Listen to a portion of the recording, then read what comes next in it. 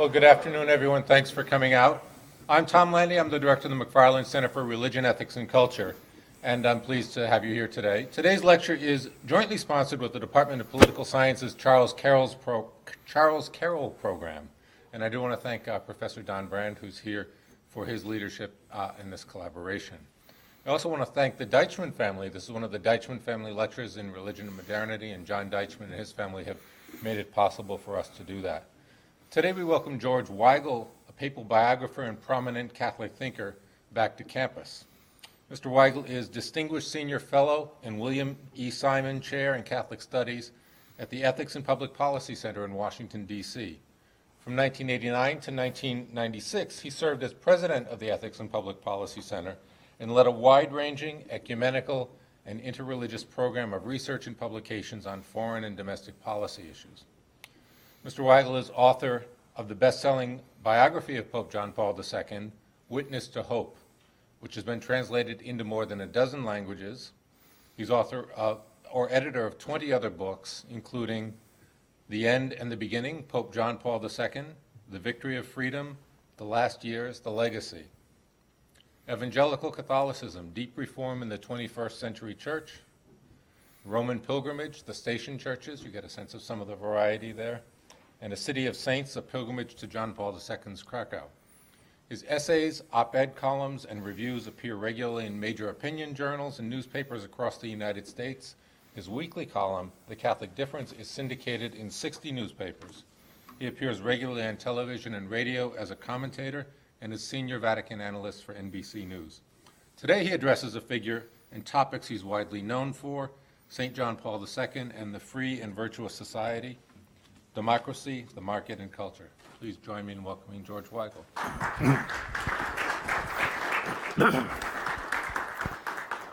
Thanks very much, Professor Landy. This is obviously a Catholic crowd in that no one is sitting up front here, carrying over your liturgical practices to your academic practices, I say. It's wonderful to be back in Worcester and to be back at Holy Cross. I hope you're having a good year and that you've all recovered from your post-Super Bowl hangovers and are ready for a highly disciplined Lent, which the book Roman Pilgrimage will help you traverse in a pious way. We want to talk today about Catholic social doctrine and specifically about the contributions of John Paul II to that.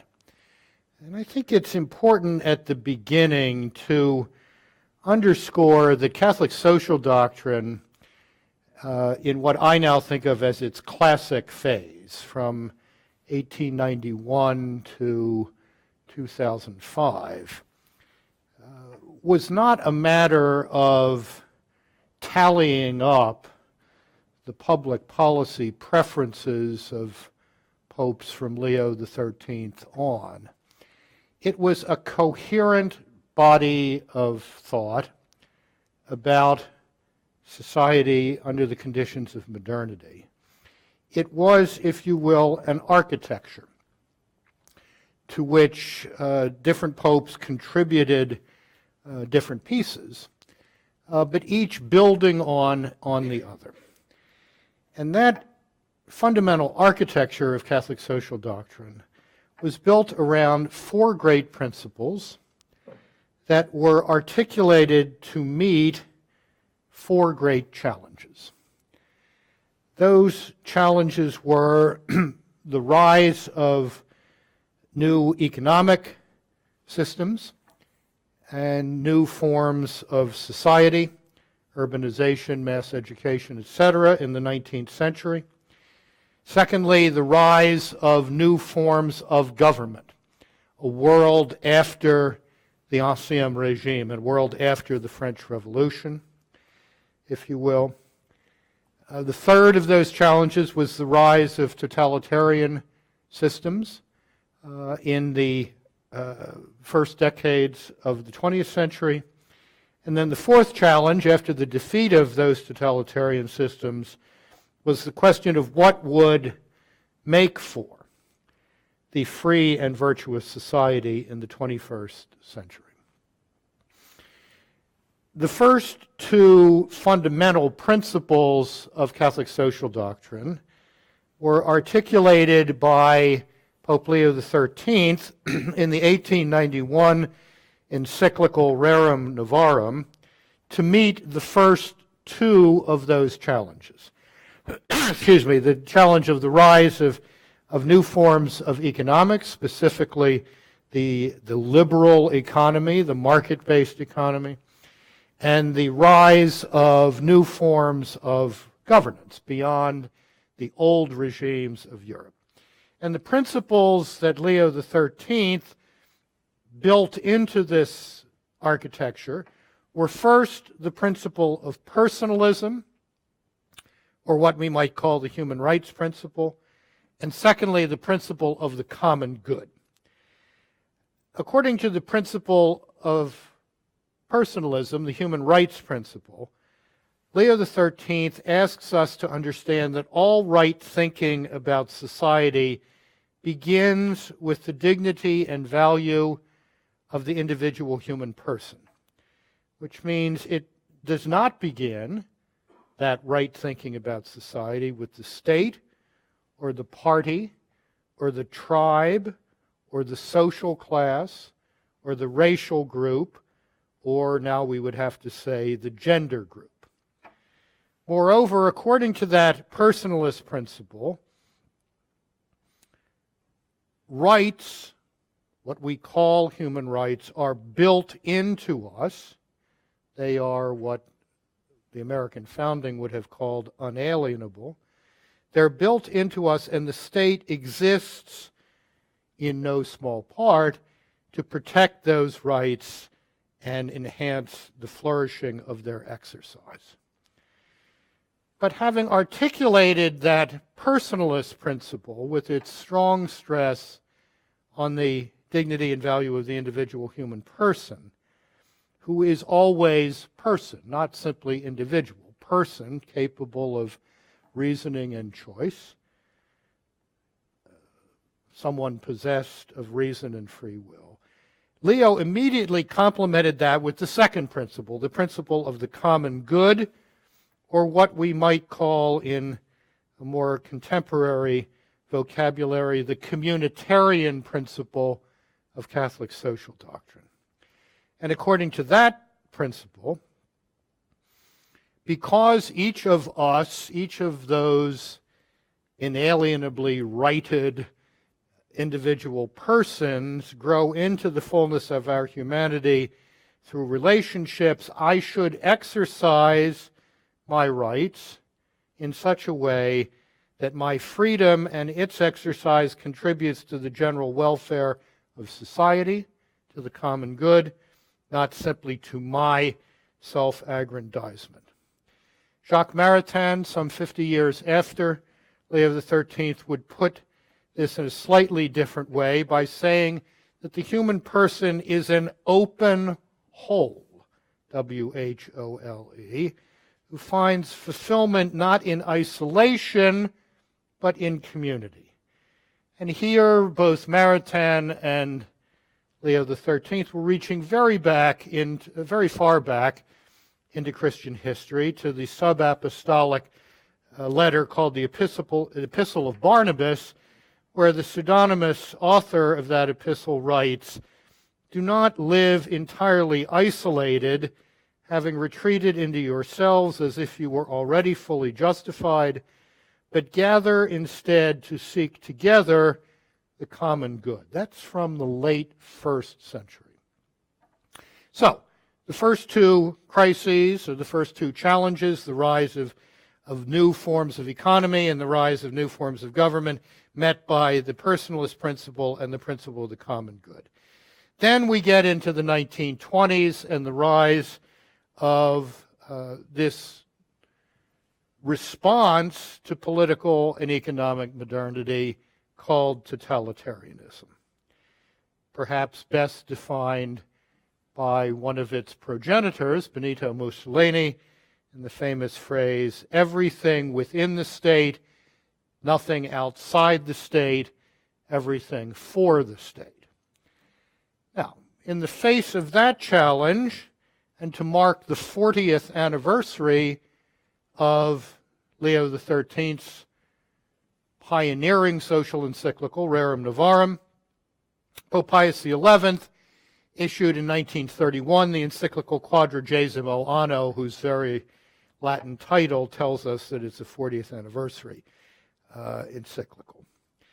And there he articulated the third principle, fundamental principle in this architecture of Catholic social doctrine, which we call the principle of subsidiarity, or what we might call today the principle of civil society, or the free associational principle.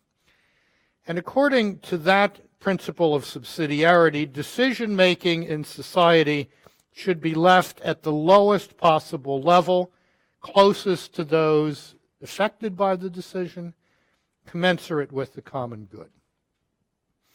One practical expression of that principle of subsidiarity, articulated 150 years before the principle of subsidiarity, was American federalism.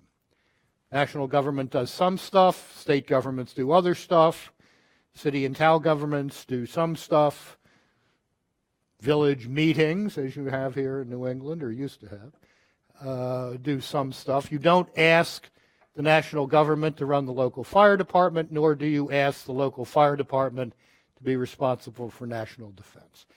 The subsidiarity principle is the anti-totalitarian principle in the architecture of Catholic social doctrine.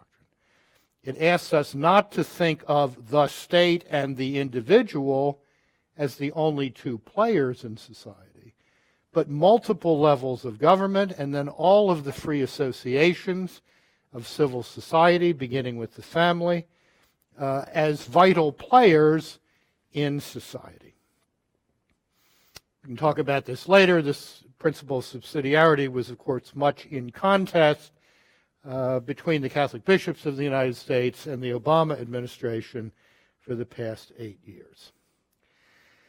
Then, after the defeat of the various totalitarian systems in the Second World War and in the Cold War, a new challenge emerged.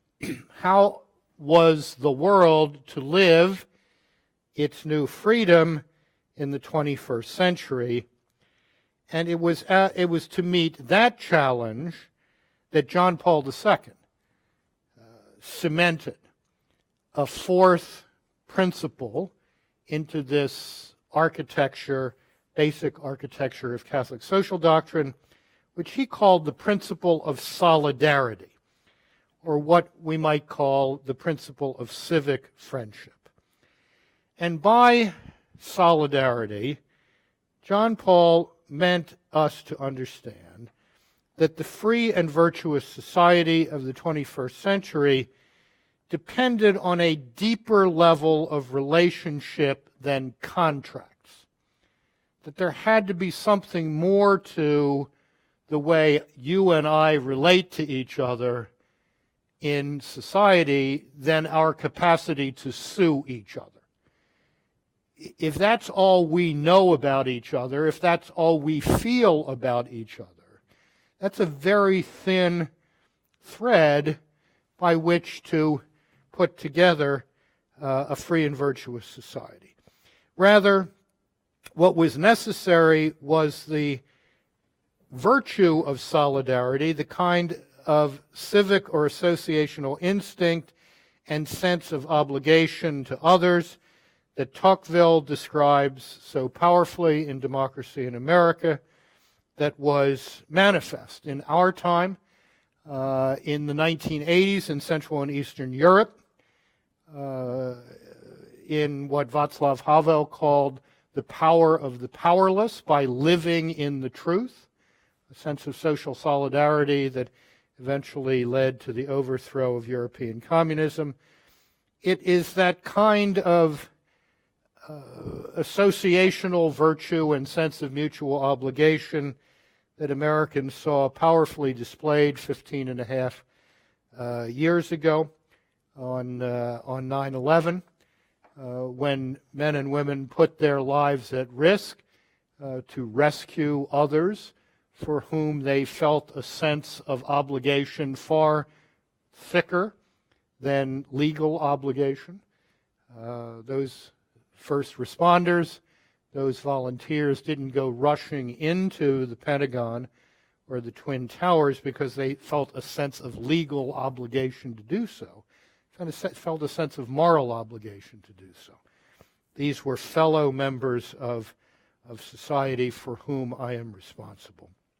And then I would suggest we saw this most recently in 2013, 2014 on the Maidan in Kiev in Ukraine, where another revolution of conscience built around the principle of solidarity gave birth to a new sense of freedom and a new government in Ukraine.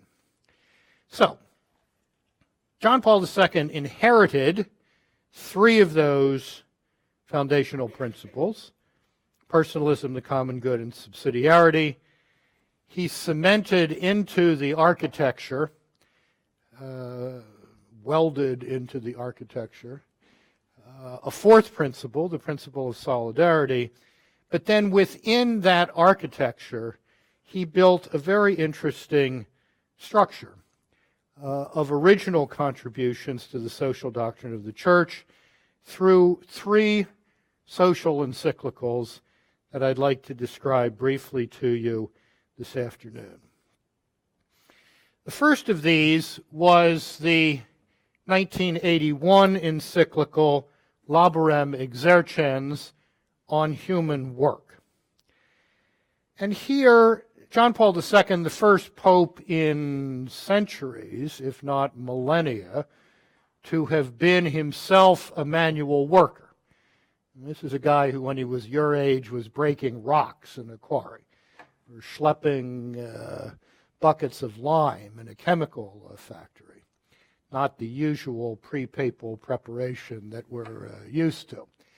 A profound reflection on the nature of work that really changed that discussion in not only in Catholic social doctrine, but in some sense in Catholic spirituality.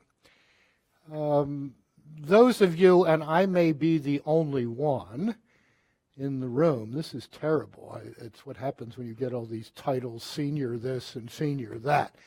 I may be the only one here who grew up with the old Baltimore Catechism. Did anyone else? Yes. There we go. Okay, a few. Certainly not the old Baltimore Catechism here.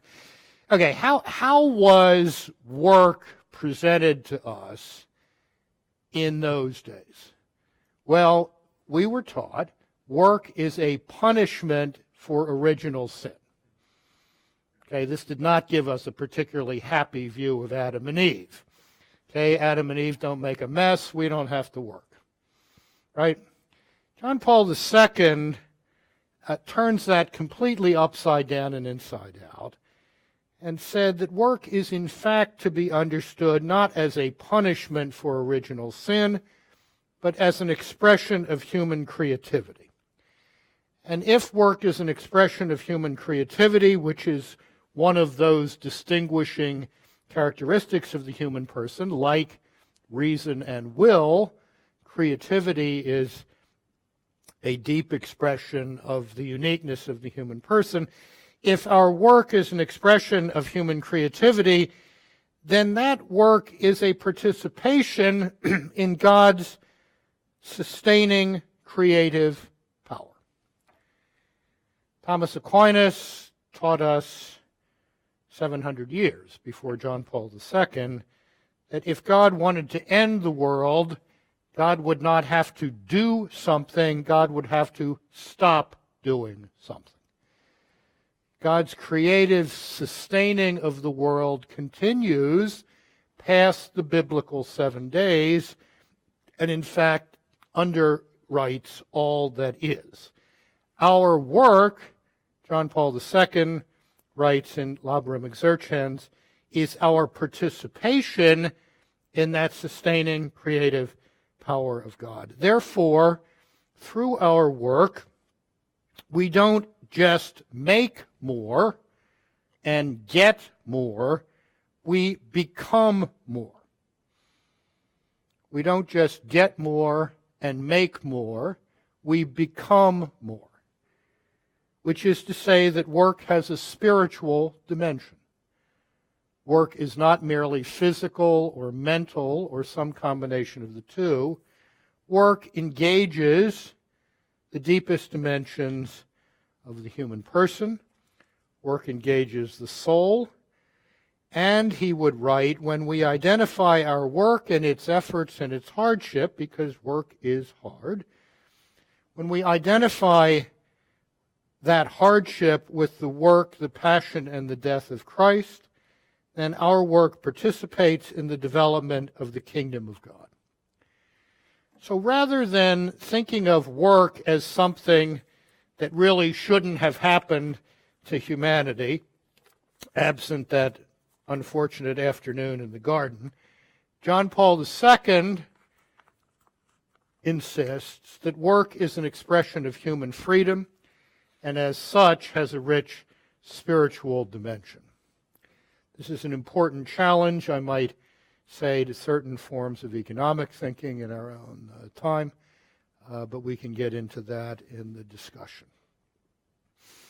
In 1987, John Paul II issued a second social encyclical with the title Solicitudo Rei Socialis, the Church's Social Concern.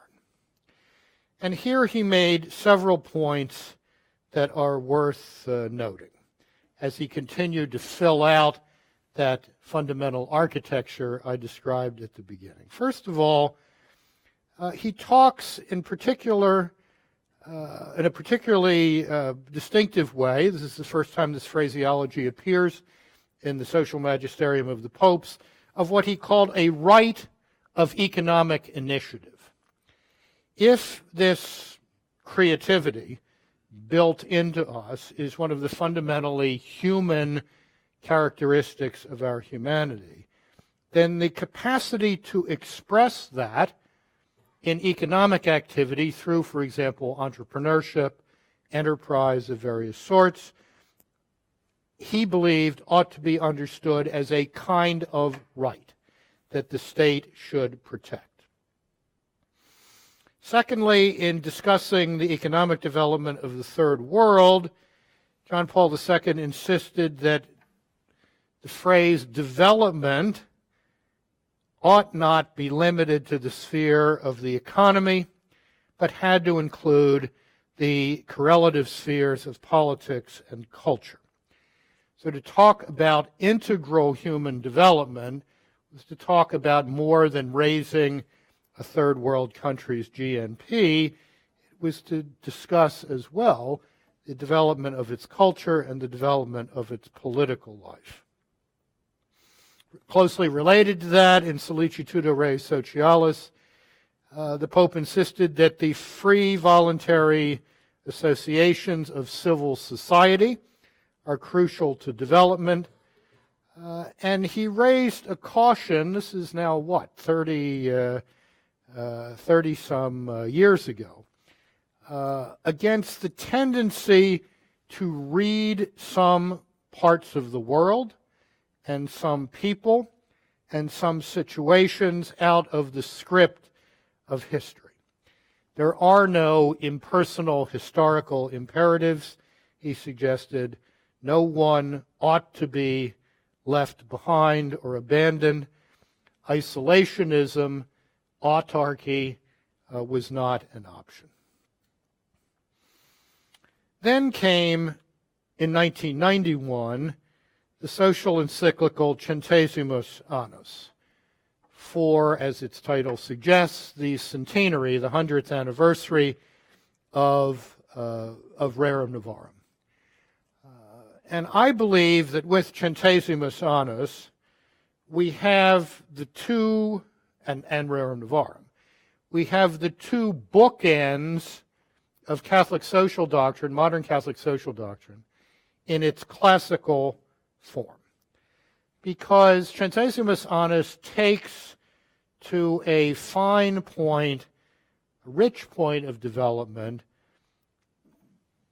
the insight of Leo XIII into the nature of modern society fills that out in light of 100 years of experience and points us into the future through making 6 distinctive arguments.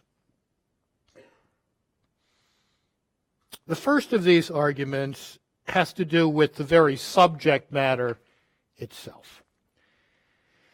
And here, John Paul II insists that the free and virtuous society, and the two terms always go together in his mind, is composed of 3 interlocking parts: a democratic political community, a free economy, and a public moral culture. I can't imagine that people drink beer on this campus. And if they do, I'm sure it's not Ballantine beer. But if any of you remember the old Ballantine beer logo with the three rings together, that was the cheap beer of my youth. This is the image of the free and virtuous society. Democratic political community, free economy, vibrant public moral culture. And the culture is the key to all the rest, he insisted. That was the crucial insight. The mechanisms of free politics and free economics let loose tremendous human energies. Therefore, what is required is a vibrant public moral culture to discipline and direct those energies so that they tend toward genuine human flourishing, towards the common good, and ultimately toward human beatitude. So a 3-ring system, of which the culture is key. The second point here in Centesimus Annus is closely related to that 3-ring image. And that is the Pope's insistence that democracy and the market, democracy and free economics, are not machines that can run by themselves. Against political scientific functionalists who insist that all you got to do is get the machinery straight, balance of checks and balances, distribution of powers across the system, etc. Then you stick the ignition key in and turn it on. Some interpreters of our own Constitution talk about it as a machine, an attempt to create a machine that could run by itself. And against those economic libertarians who say the same thing of economics, all you have to do is get properly organized markets set up and the machine runs by itself. Pope insists that democracy and the market are not machines that can run by themselves. Rather, it requires a certain kind of people living a certain set of virtues if the machinery of democracy and the market is not to self-destruct. It's the task of that third sector, the public moral sector, the public culture, to form those habits of mind and heart that allow people to operate the machinery of political freedom and economic freedom so that it leads toward genuine human flourishing. And it's the task of the church to help form that culture. Therefore, the Pope writes in Centesimus Annus, the church has no technical solutions to the problems of politics, free politics, and free economics. It's not the business of the church to tell you whether Westminster systems are superior to American systems or French systems. It's not the business of the church to tell you whether a 33% marginal tax rate is the best or the 28% or whatever. That's not the church's business. The church's business is to form the public moral culture that will form the free citizens who can make those choices according to the contingencies of the moment. The third key idea in Centesimus Annus, closely related to the first two, is that freedom must be tethered to moral truth if freedom is not to be self-cannibalizing. Put negatively, John Paul II was arguing here that it is a grave mistake, dangerous to freedom itself, to imagine that what we mean by freedom is some free-floating faculty of choice that can attach itself to anything. This is what the great Catholic moral theologian of the 20th century, Father Servais Pinckaers, called the freedom of indifference. Freedom as mere willfulness. I want this, I desire it, I will it, and because that's what my imperial autonomous self wants, that's the nature of freedom. Rather, John Paul II said, freedom is a matter of choosing the good freely and doing so as a matter of habit. And here he follows again Father Pinckaers, who would have called that freedom for excellence. This is obviously an enormous challenge to dominant notions of freedom in our own political culture, notions of freedom that underwrite numerous Supreme Court decisions of recent vintage.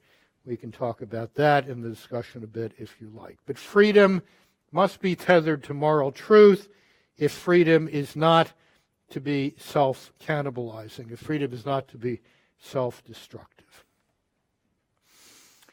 The fourth point takes us down a few notches from the realms of theory to the realm of social life itself. And here, in this fourth point in Centesimus Annus, the Pope insists that voluntary associations, the family, businesses, trade unions, social, political, and cultural groups of all sorts, including religious bodies, are essential to the free and virtuous society, which, and here he draws on Pius XI, cannot be thought of as simply the individual here and the state here. Imagine the famous Julia ad of the 2012 presidential campaign, and you see the difference here. Why are these voluntary associations, family, religious organization, business association, trade union, social, political, and cultural groups, why are these so crucial to the free and virtuous society of the 21st century? Because the Pope says they build in anti-totalitarian elements in the social mix. Their vitality is a check against the tendency of all modern political systems to fill up as much social space as they possibly can. But perhaps even more importantly, John Paul II in Centesimus Annus emphasized that these voluntary associations, and especially the family, are crucial to the free and virtuous society because they are what he called the first schools of freedom. I now have two grandchildren and a third on the way. My 1.5-year-old or 1 3/4-year-old granddaughter, Claire, is a beautiful little tyrant. She's a beautiful bundle of willfulness who wants what she wants immediately and is prepared to be a real pain in the neck until she gets it. She's no different than any other 1.5-year-old in this respect. All of us in this room were little 1.5-year-old tyrants at some point in our lives. Question is, what turns those little 1.5 or terrible 2s or whatever tyrants into responsible, compassionate, caring, prudent citizens capable of making arguments, disagreeing without being disagreeable, accepting political loss as well as political victory? Where does that happen? Where does that transformation happen? It happens first in the family. It happens, secondly, in schools and in all sorts of the voluntary associations in which we gather with other people when we're kids, whether that's scout troops or choirs or any other sports teams. That's where the tyrants become democrats, small d. That's where the tyrants learn to be people who can live a republican, small r, way of life, and function as citizens of a democracy. And therefore, the protection of the integrity and the freedom of space, if you will, of those voluntary associations is absolutely crucial to the free and virtuous society and is a test of just government. Does government protect the space in which families, business associations, trade unions, social, political, cultural, religious groups can function? So the absolute centrality of the institutions of civil society to the free and virtuous society. The fifth and sixth points of real contribution, I think creative contribution, of John Paul II to the social doctrine in Synthesis Usanus touch on the question of economy. We've talked a little bit about politics, a lot about the culture. Now he comes to economics. And there are two key moves, intellectual moves, that he makes here. Up to Sollicitudo Rei Socialis in 1987, from Rerum Novarum through Quadragesimo Anno of Pius XI, through Mater et Magistra of John the 23rd in 1961, Populorum Progressio in 1967 of Paul VI, really into Sollicitudo Rei Socialis. The social doctrine had this strangely materialist bias in it, in that it thought of wealth as stuff. Wealth was either stuff in the ground, resources, or ground itself, agricultural territory, or stuff made out of agricultural products or natural resources. But wealth was stuff. This is a weird tangency, if you will, between the unspoken assumptions of the social doctrine and the unspoken assumptions of Marxism. Wealth is stuff. John Paul II says that is not true of the late 20th century, and it certainly won't be true of the 21st century. Wealth is not simply stuff, he writes, but rather wealth is the product of ideas, skills, entrepreneurial instincts, such that what Adam Smith called the wealth of nations is no longer the ground itself or stuff in the ground. The wealth of nations resides in the human mind and in human creativity. It's a much more flexible, indeed a spiritual, certainly an intellectual and moral concept of wealth. Wealth is not just stuff. Stuff is just stuff. Silicon was worthless until somebody figured out how to make microchips out of it. Absolutely worthless stuff. I mean, silicon had been around since the planet was formed. Okay? Useless. Then somebody figures out, here's how you print a circuit on that.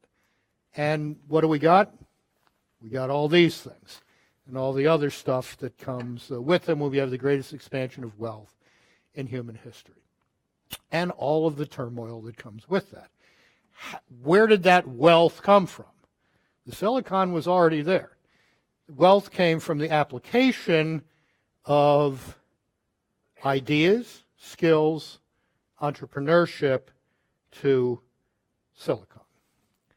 I actually have a great personal story about this. I lived in Seattle for 9 years in the mid to late 1970s. And in about 1977 or 78, one of the great ladies of the city who had taken something of a shine to my work invited me out to lunch. She said she had a problem she wanted to discuss. So we go to the University Club, I guess it was. And I said, Mary, what's the problem? She said, it's my son. And I said, what's the matter with him? She said, well, he barely got through high school, and we only got him into Harvard because his father had gone there, and he's just been invited out of Harvard. I said, well, what's he doing now? She said, well, he's down at our winter place in Arizona. And I said, what's he doing there? She said, he's playing with these machines in the garage with a friend of his. Okay. Mary Gates, Bill Gates, Paul Allen. What they were doing, playing with the machines in the garage, was inventing MS-DOS and creating the greatest explosion of private wealth in human history. Okay? Ideas, skills, and certainly in Bill Gates' cases, entrepreneurial instincts. In my case, failure to realize great investment at the bottom line. Who knows? Maybe this would be the Weigel Library at Holy Cross if I had gotten on top of this. Okay? So a new way of thinking about wealth. Which brings us to the sixth point. If wealth is not stuff, if wealth is ideas, skills, entrepreneurial instincts, capacity to participate in economic processes, then that suggests, to John Paul II, a new way of thinking about poverty. Poverty should not be thought of simply as a lack of stuff. Rather, poverty should be thought of as exclusion. Exclusion from the social networks of productivity and exchange where wealth is created. This is another major shift in the social doctrine, or a major development in the social doctrine. If wealth is stuff, and if there is a fixed pie of stuff, as the old saw has it, God is not making real estate anymore. If there's a fixed pie of stuff, then the primary moral imperative is equitable distribution of that fixed pie of stuff.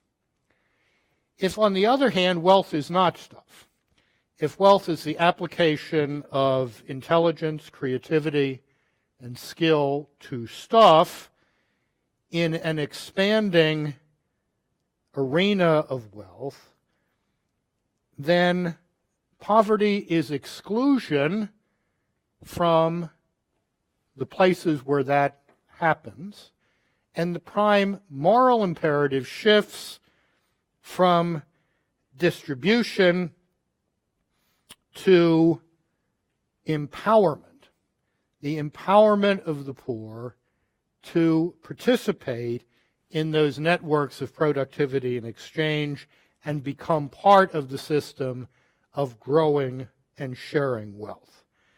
Therefore, the Pope writes, we should think of poor people not abstractly as a problem to be solved. How do I get this poor person enough stuff? That's not an unimportant question, but it shouldn't be the only question.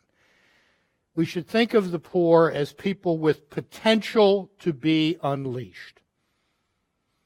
And that leads, in Centesimus Annus, to a papal critique of welfare systems that lead to welfare dependency, and an affirmation of social assistance programs aimed at bringing the poor into these circles of productivity and exchange where wealth is created and distributed. I think that's an idea to which all developed countries are still playing catch-up.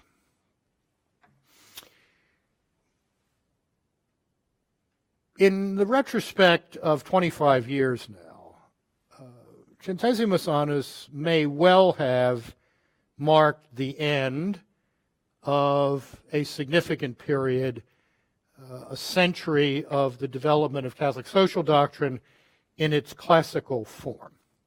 But there were two other encyclicals of John Paul II which bear on questions of the free and virtuous society that I want to mention briefly, even though they were not social encyclicals, strictly speaking. The first of these was the 1993 encyclical on the reform of Catholic moral theology, Veritatis Splendor, the splendor of truth. Not a social encyclical in any sense, but one in which the Pope asks a very interesting question, which I think ought to be of considerable interest to political theorists, political science people, perhaps even economists, certainly to theologians. When he says, okay, the fundamental principle of democratic society is the equality of all citizens. Okay, the equality of all citizens. But how do you justify that claim of the equality of all citizens in a world in which everyone is clearly unequal? Some people are handsomer or prettier than other people. Some people are smarter than other people. Some people are more athletically gifted than other people. Some people are more artistically gifted than other people, and so on and so forth. Our normal human experience is of inequality at all levels of life, and yet we affirm as almost an undisputable first principle the equality of all people. How can you do that? How can you shore up that affirmation of equality? Pope makes a very interesting suggestion in Veritatis Splendor that I think ought to be taken up by political theorists and developed, and that is that the ground of equality is the equality of all before the natural moral law that we can know by reason, and especially the obligation to avoid what the encyclical calls intrinsically evil acts, namely things we can know to be wrong no matter what combination of intentions and consequences complicate the situation. They're just wrong in themselves. The willful murder of an innocent person. That's one example of an intrinsically of the respect for avoiding intrinsically evil acts. The notion that the fundamental ground of equality is our equal capacity to know what those really bad things are and to avoid them. It's an interesting idea, and someone should pick that up and develop it. I think it might be a genuinely Catholic insight into the nature of democracy and the rule of law, although it's going to be a very difficult argument to make today in a cultural environment in which the very notion of a natural moral law is deeply contested, as is the very notion of human nature. Finally, in the 1995 encyclical on the life issues, Evangelium Vitae, the Gospel of Life, again, not a social encyclical like Rerum Novarum or Centesimus Annus, but some crucial things to say John Paul had about the free and virtuous society. First, that democracies risk self-destruction if moral wrongs are legally defended as rights. This creates, he suggests, a situation of incoherence that will eventually lead to what his successor, Pope Benedict XVI, called the dictatorship of relativism, namely the use of coercive state power to force a relativistic morality on all of society. Evangelium Vitae also includes a powerful polemic against utilitarianism and reducing human beings to useful or less useful or useless objects, deeply damaging the cause of freedom. This is a notion that will become increasingly urgent as the euthanasia campaign rolls across the Western world. Third, the Church's teaching on the inviolability of all human life from conception until natural death is not a negotiable point. Rather, it's an obligation that will be fulfilled by any just society that understands that the very definition of a just society being one that understands that the willful taking of innocent human life at any stage in the life spectrum is a grave moral evil, the justification of which in law corrupts everything it touches. And finally, John Paul II wrote in Evangelium Vitae that capital punishment can only be justified when required for such society's self-defense, which in his judgment was never in the developed democracies. All of these points adding up to really the money quote in Evangelium Vitae, that a culture of death was threatening not simply individual human lives, but the possibility of building the free and virtuous society in the 21st century, and its alternative, a culture of life, the cherishing of human life from conception until natural death at all stages and in all conditions, is not only essential for individual human flourishing, it's essential for the democratic project itself. A democracy which claims the authority to declare some members of what are indisputably the human family outside the protection of the laws is a democracy, as the 20th century should have taught us, heading for deep trouble. So, that's the architecture. That's what John Paul II tried to fill out the architecture with in 3 very powerful encyclicals. I hope that's of some interest to all of you as you continue to wrestle with these questions, and I would now be happy to take questions. Thank you for your patience. Thank you.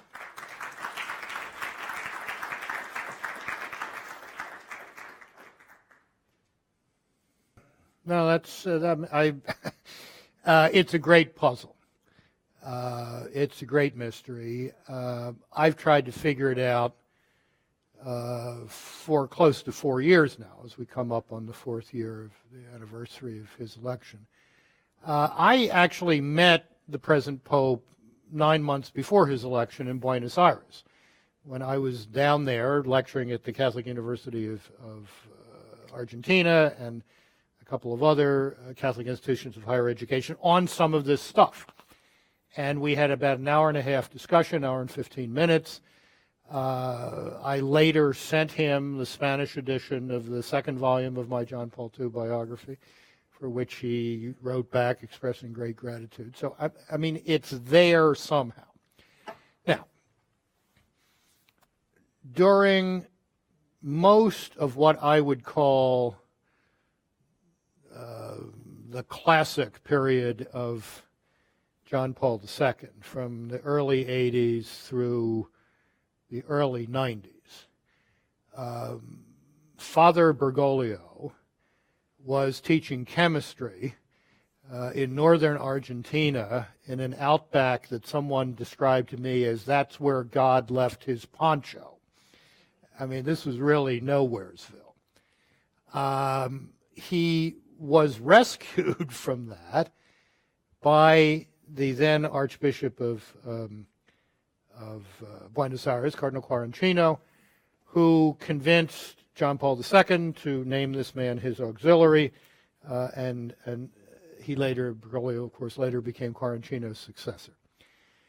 By the time he became the Archbishop of Buenos Aires, we were in the last period of the pontificate of John Paul II, which was not marked by a lot of creativity in Rome in dealing with Latin America.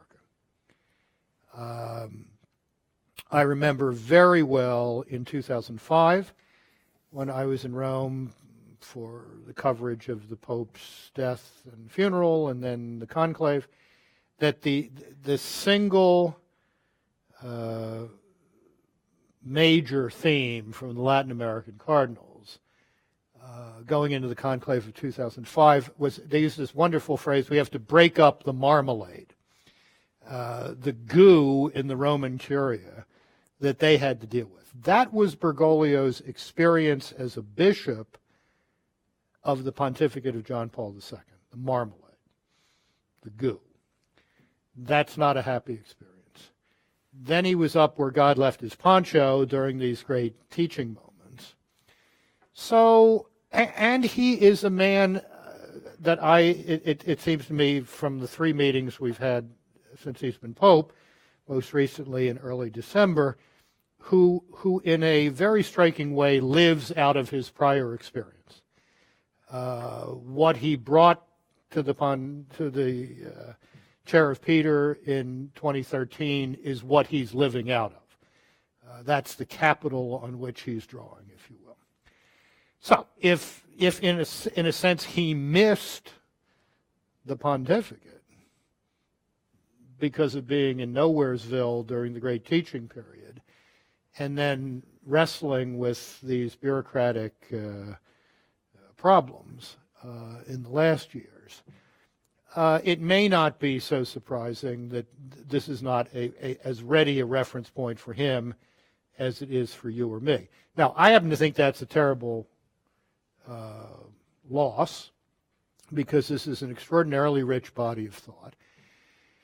And, you know, if you look around the world today, there aren't too many other such comprehensive global visions of the human future. I mean, you've got the ISIS jihadist vision. That's a comprehensive, coherent, not pleasant, but it all hangs together within its own frame of reference, vision. You know, you've got something that you might call consumerism, is a global project that, you know, again, touches virtually every aspect of life. And then you've got this Catholic social doctrine. Who's got the more noble view of the human condition and the human possibility? I mean, I think we do. And I don't say that pridefully, because this is a responsibility, not a privilege. But we're not making real good use of it, I don't think, now, in offering an alternative to either of those things. I mean, if the world comes down to ISIS versus MTV, we got a problem here. I mean, this is well, no. I mean, that will be proposed by Mr. Rod Dreher next month in his book, The Benedict Option, which I think both misunderstands St. Benedict and our situation, but that's another discussion for another day. But we do have in this Catholic social doctrine, which, you know, the McFarland Center is here to develop, we have a very rich instrument to bring into what is an increasingly dumbed down public conversation about the human future. And we ought to be doing better in dealing with that. I think it goes back, Dan, to what I said about living from inside his own experience. I mean, yeah, which is a total disaster in many ways. I mean, let me just mention that in 1900, Argentina was one of the 10 wealthiest countries in the world. And it ought to be a huge success, and isn't, I think, because of these cultural problems. I mean, the resources are there. These are intelligent people. There's a decent enough education system. The public moral culture has not sustained democracy in the market, and that's what he knows. He doesn't know what a well-regulated and well-functioning market system is like. And I've tried to explain to him in 2 of our conversations that, markets are not perfect any more than anything else in the human condition is perfect. But in our circumstance, markets produce surplus philanthropic wealth, which makes the Catholic Church possible in the United States. We aren't supported by the state. People give tens of millions of dollars to keep places like this going, and their parishes, and their dioceses, and Catholic charities, and the hospices, and the crisis pregnancy centers. This is, again, something not inside his experience. The Opera Omnia of John Paul II filled 22 linear feet of shelf space. So whether there is a Tocqueville reference in there somewhere would not surprise me, but I can't come up with one on the top of my head. I mean, he read voraciously all over the place, and I would be surprised if he hadn't at least encountered some of Tocqueville. But I think here was a guy who never had a bank account, never wrote a check, gave away everything that people gave to him. He lived outside the normal patterns of economic life his entire adult life. And yet, so how did he come to this rather limpid and clear view of how the post-industrial economy works? I think one of the people who made a huge difference in explaining that to him was the Italian philosopher Rocco Buttiglione, who had gone to Lublin in the 1960s to actually study with Wojtyła, had learned enough Polish to do that, had stayed in touch, and Rocco, prior to the drafting of what became Centesimus Annus, I think showed the Pope that there are analogous, that if there's a natural moral law, the following of which leads to beatitude, happiness, human flourishing, there might be something analogous in economic life. That there are things built into the nature of economic life that work because they cohere with human nature, and things that people try that don't work because they don't cohere with human nature. And where did Rocco get that idea? He got it in part from Mike Novak, who died 10 days ago. He got it out of their conversation. And John Paul II then took that body of thought and developed it in his own unique phenomenological way. But he got it, I think he got the fundamental insight from Rocco, or from his conversation with Rocco, who had been influenced in his own thinking about these matters by his conversations with Mike. So, it's an interesting, what we call in ecumenical theology, mutual exchange of gifts here.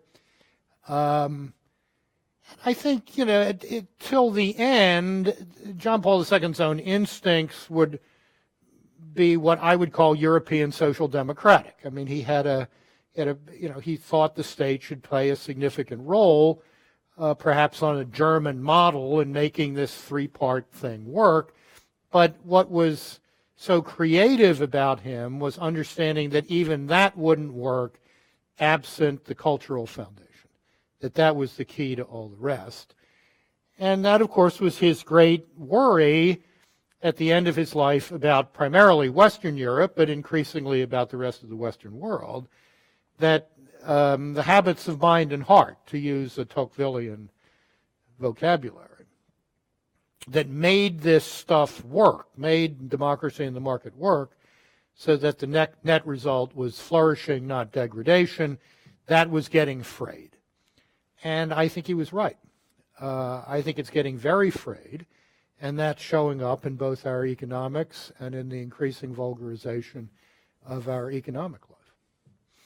What is required for what the church used to call a family wage, a term we don't use too much anymore, because it assumed one wage earner in a family, is going to be different in Guatemala than it is in Manhattan, to take two extreme examples.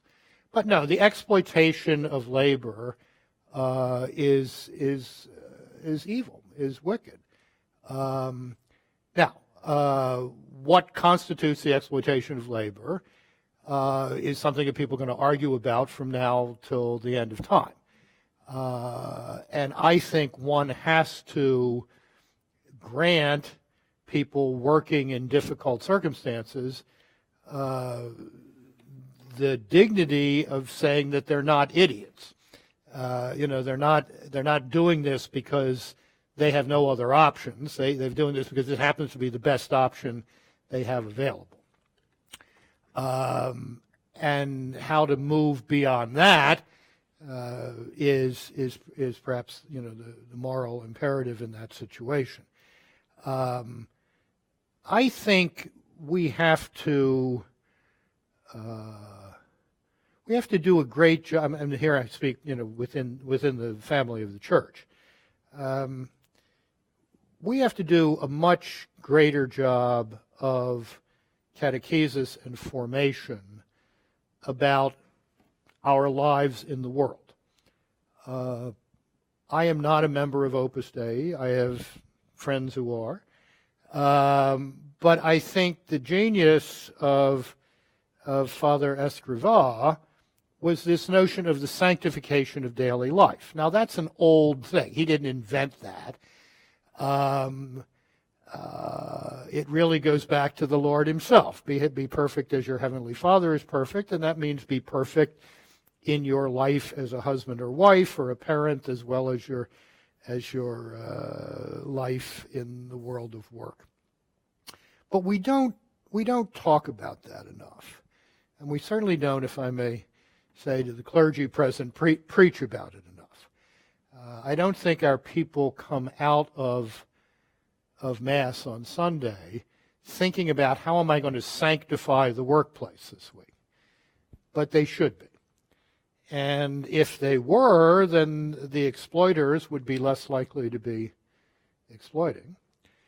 And the exploited would have some sense of motivation to move beyond that situation and not simply settle for something like that. Those of you who are really interested in this stuff, let me recommend two brilliant articles by my friend and colleague Russ Hittinger, Professor Russ Hittinger, on this whole architectural business. And I will send Professor Landy the references to that because they're not in my head right now. And Russ and I have talked about this for the last 10 years.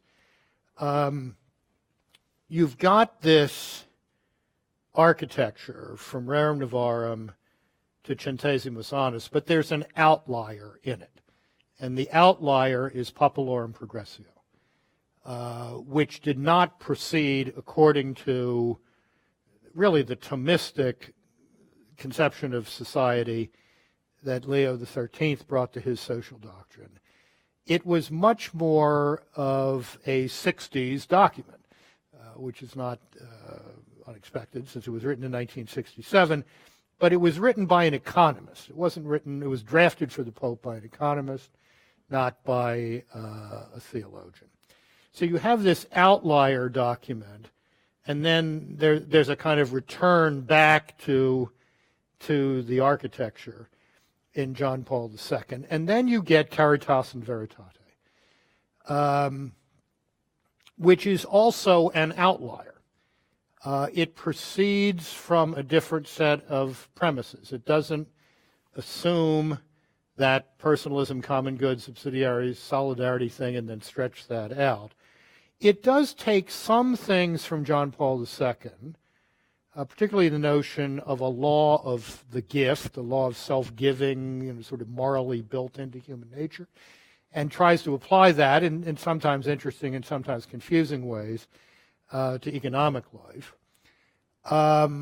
But if you read Rerum Novarum, Quadragesimo Anno, Mater et Magistra, Populorum Progressio, Labrum Exercens, Solicitudo, Centesimus Annus, and Caritas and Veritate, and then say, all right, which two do not belong here in the sense of being inside the architecture? It's Populorum Progressio and Caritas and Veritate. Now, then we get to Laudato Si, obviously a social encyclical of Pope Francis, very much outside that architecture. An interesting ramble through a whole lot of questions, but not disciplined by that framework, if you will. So I think, what came to Russ and me when we were teaching together in Poland last summer, as we do every year, is, maybe this wasn't an open-ended offer. Maybe this period is marked, by the bookends of Rerum Novarum and Centesimus Annus, and then extends through the rest of John Paul II, because he applies that architecture, that framework, in his last apostolic letter, The Church in Europe, to an analysis of post-Cold War Europe in a very striking way. But that may be it. I mean, it may be that we're just, that was 100 to 110, however you want to enumerate it, 115-year period. And that was it. I mean, there have been similar such periods in church history in terms of the church's intellectual life. I would regard that as unfortunate if that's the case, because I think there's a lot more to be teased out of that, and a lot more that could be built onto that scaffolding. But it may be that classical period ran from 1891 to formally 1991, and then existentially to 2005. And then that's it. So, I mean, that we won't know that for another couple of decades, but that's beginning to seem what it looks like. Thank you all very much. Great to be with you. For those of you who are interested in a much more personal look at John Paul II, on the table on the way out, you can pick up out a flyer about a memoir I've written of my life with the Pope and how that happened, totally unexpectedly, and what I learned from it in terms of what the book's title is, Lessons and Hope. So you might want to, the book will be out in September, but that's a little reminder that it's coming. Thank you all very much.